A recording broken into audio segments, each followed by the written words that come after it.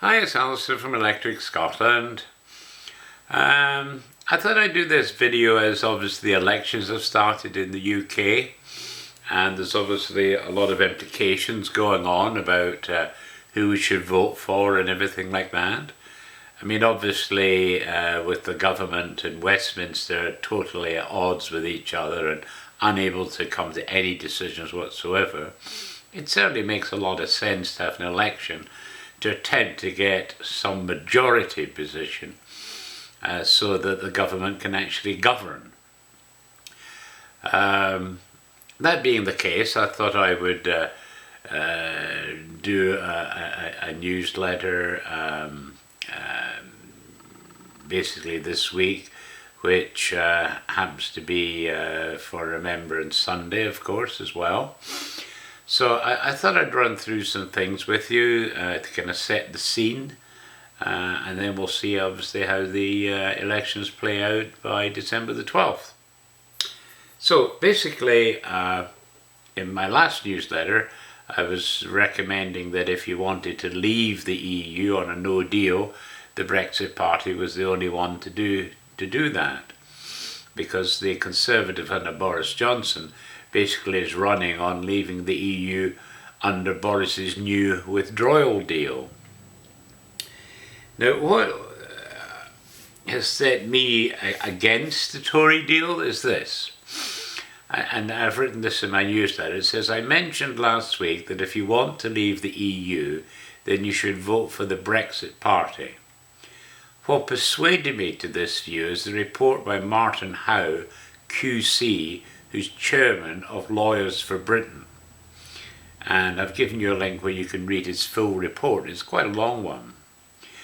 But what concerned me in this was the paragraph, and I'll quote, "The most important and damaging feature which remains is the long-term subjection of the UK to rulings by the ECJ, that's the European Court of Justice. At present, the ECJ is a multinational court in which we jointly participate. After we exit the EU, it will become an entirely foreign court. It will be an organ of the opposite treaty party with whom we may be in dispute, owing no loyalty at all to the UK. It is virtually unheard of in international relations for any sovereign independent state to submit the interpretation of its treaty obligation to the courts of the opposite treaty party, allowing them to be effectively rewritten for the benefit of that party." And to me, that's the key. We've basically given up sovereignty. I mean, it's appalling. And I'd like you to read the whole report, because the report's actually saying that it's barely tolerable that we accept his deal. But I don't know. I just see so many problems down the road if we accept his deal. And I still think we should just leave with a no deal. And a no deal is not really a no deal, because we were just leaving in WTO terms. And don't forget, the United States deals with the European Union in WTO terms. And we'll deal with many other countries of the world under WTO terms. So there's nothing wrong with dealing under WTO terms. And after we leave with no deal effectively under WTO terms, we can sit down and negotiate a deal with the EU that may be to both our advantages. But of course, I understand that politics is a strange bed. I mean, there's so many Remainers, because effectively I call them cowards, actually, and I call them traitors, really, to the country. I mean, it's as if they've got no pride or faith in Britain. And yet, if you look at since the actual referendum, I mean, Britain has done marvellously well. And all that we were told that would happen was just a lot of lies.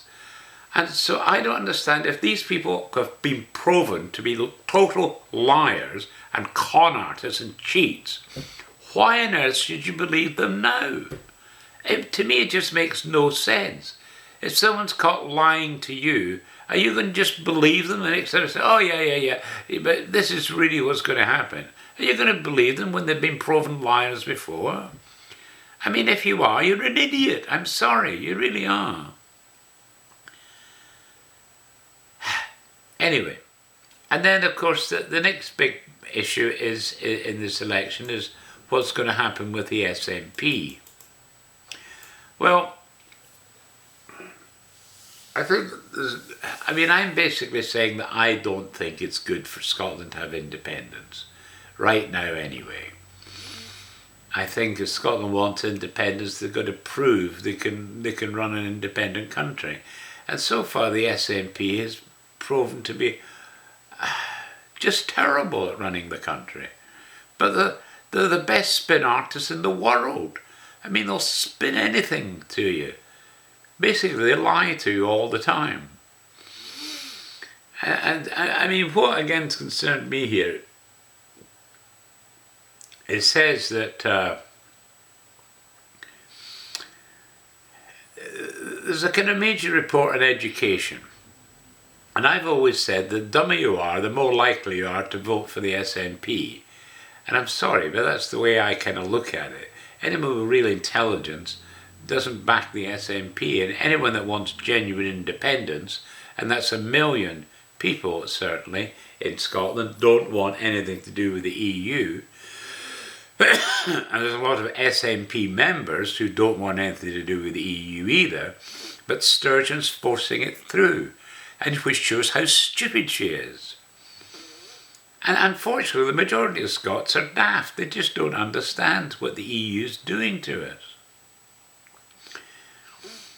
But again, when this education debate came up, what concerned me in this was, it says, a report published yesterday by Professor Jim Scott of Dundee University claimed that if the full extent of CFE was known in 2006, it would have been delayed or even cancelled. That's Curriculum for Excellence. She says, using national, local authority and individual school data, his report found attainment in Scottish national qualifications levels 3 to 5 in fourth-year pupils has dropped by at least 32.9% for each level since CFE was introduced in 2013. The number of higher passes in S5 had also dropped by 10% in the past 4 years, a reduction the report claims Scotland cannot afford. Mr. Carlaw said this, and the Civil Servants Report made a mockery of the First Minister's claim that education was her top priority.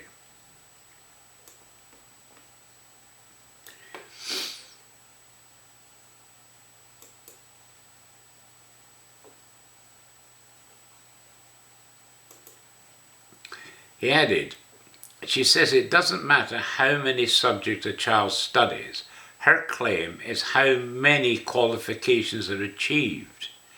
Unfortunately for her, her civil servants looked at that too. They found that while pupils could previously leave school with 10 qualifications at level 5, they were now on average departing with 8. So even on her own measures, she is failing. He added, the truth is that both Nicola Sturgeon and John Swinney have claimed subject choice is not declining, despite being told differently by their own experts. They both now need to explain why they misled Parliament. And I've given you a link to the Fuller article there, which gives you a lot more information on it. I think the trouble we have today is, how do you get round the spin? How do you get to the hard facts of the matter? And I think that's where a lot of people are having real issues with knowing who to vote for. And I do think this election's really up for grabs. I mean, the Conservative Party, certainly in Scotland, are for retaining the Union and for leaving the EU.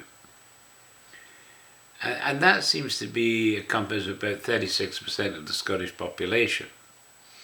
And I think they're right to fight on that. So in Scotland, if you vote for the or if you vote for the Conservative Party or the Brexit Party, that could well give you a majority in the Parliament. But if you want to vote for being losers, you vote for the SNP, Labour and the Greens and the Lib Dems, basically. I don't know, it's... and certainly in England, really, I think you should vote for the Brexit Party, despite all the warnings that Tories are going to say, vote for Brexit and let Corbyn in. Frankly, I think Corbyn's damaged goods, and I don't think he's going to get that many votes. But however, I mean, frankly, do you want an anti-Semitist, running the country? I mean, the guy's nuts. He's an idiot, this Corbyn. He really is. But unfortunately, there's obviously a lot of idiots in the country that want to vote for him. He will ruin the country economically. Totally ruin it. His idea of a 4-day week. Of course, that's the trouble with youngsters. 4 day, oh yeah, we must have a 4-day week. Great. But if you have a 4-day week, we won't be able to afford the NHS. Sorry, guys. So if you go ill during that period, you're not going to get looked after by the NHS. I mean, that would mean a horrendous number of new jobs would be needed in the NHS, and we're struggling to recruit people as it is. So where's the money going to come from to do all that, Mr. Corbyn? But no, I mean, he avoids all these awkward issues. And I think it's just terrible, in all honesty. So, I mean, what I'd like to see is that the Conservatives get a minority government, but have a majority with the Brexit Party. And the Brexit Party makes sure there's a no deal before they do a deal with them. I mean, I think that's the best option we've got. But anyway, I'll leave that up to you. But I wanted to kind of raise these two issues with you. Because I do think we've got to start thinking with our brains instead of our hearts, as it were.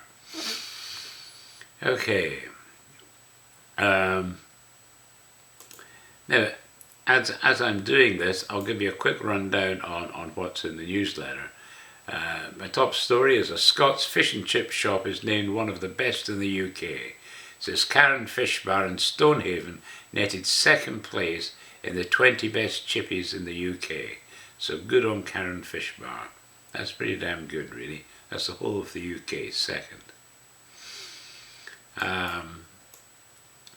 Another one on, it's Edinburgh potato, used in fight against potato blight. A hybrid potato that is resistant to the crop-destroying fungus known as blight is being trailed as a potential saviour of some of the country's best-known varieties of spud. That's a BBC article, that one. And then another BBC article is a 4,000-year-old recipe decoded. Says a team of international scholars versed in culinary history, food chemistry and cuneiform studies has been recreating dishes from the world's oldest known recipes.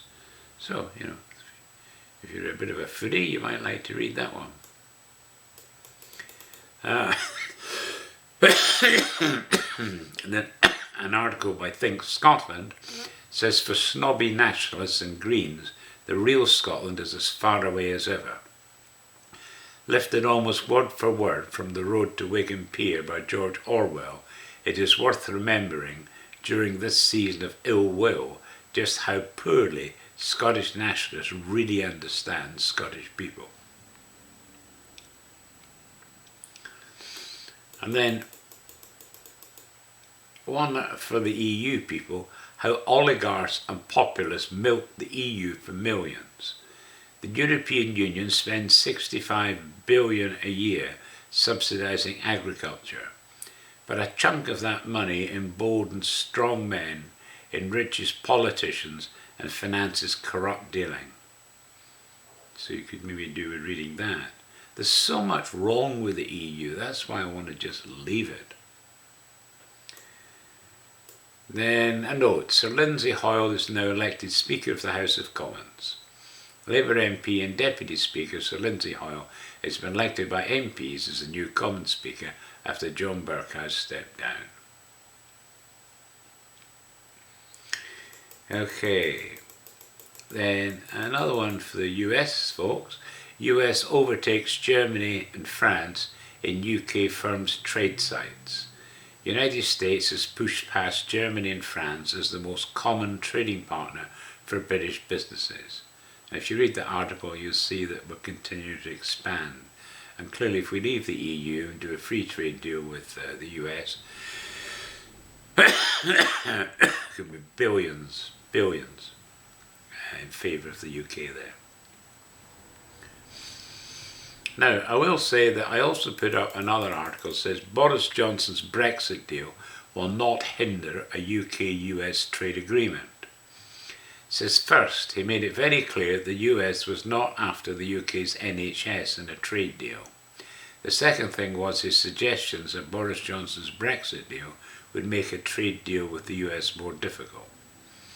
So he's trying to refute that. This is from Brexit Central, who tends to be a Tory, the Tory camp.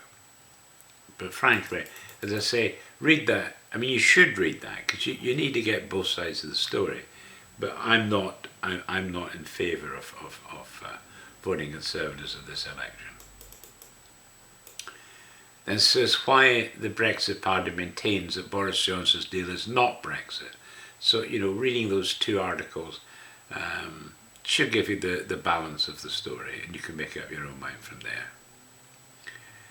Then, the good, the played, and the unbelievable. It says Scottish tailor and fashion designer Vixie Ray on how tartan bounced checks around the world. It's a Sunday Post article, and it's a good one. And then if you're into piping, it says Glenfiddich Piping Championship 2019. Watch the Glenfiddich Piping Championships for 2019 at the link I provide there.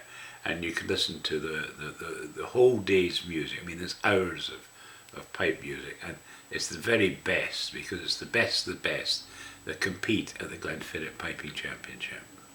So you're going for a real treat there. So that's the news stories I brought for you this week. Asantha Howard, an Electric Canadian. This is and other stories and sketches, and there's a particularly interesting one including the Canadian Pioneers, so I thought I would pop that up. Then the Pioneers of Montreal. This is about a 60-page article. This is just a souvenir of the 7th Annual Convention of Telephone Pioneers of America.